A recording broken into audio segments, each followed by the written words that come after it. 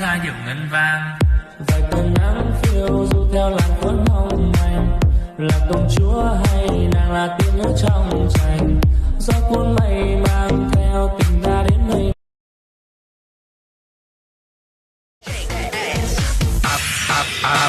I was born for it. EDM. EDM. EDM. EDM.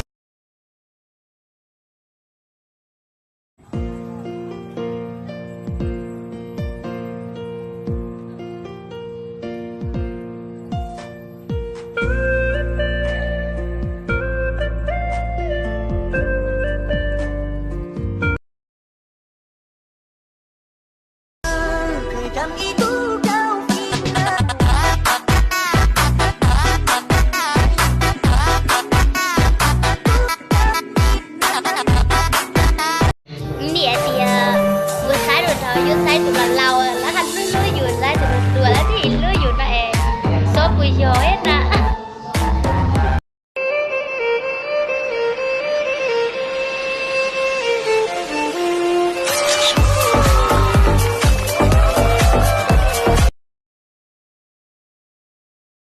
Từ lứa nhà ta tôi có cho cú mỹ cú chỉ tao rong đau nó ya có bao cú chỉ có yêu xa lo khờ chỉ có yêu xa lo nia.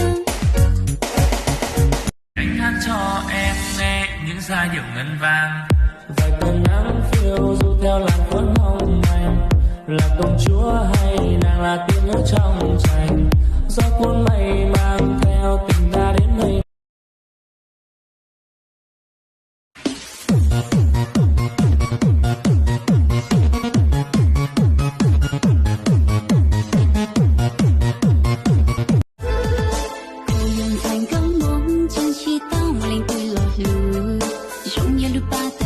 Trên chỉ tao mùa tu mùa lần trao không trong mong lu chia xa tao y tu lo lu ôi yêu muôn trong mong khó từ cả lo khẽ.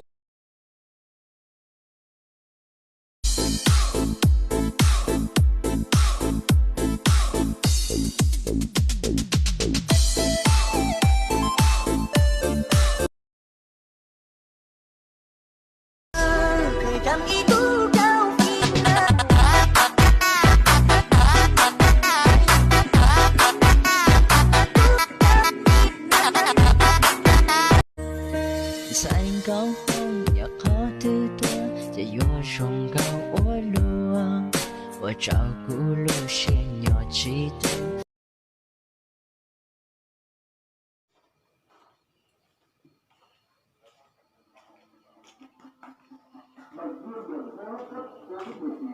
là bệnh tìm dẫn xuất tính của nhóm A.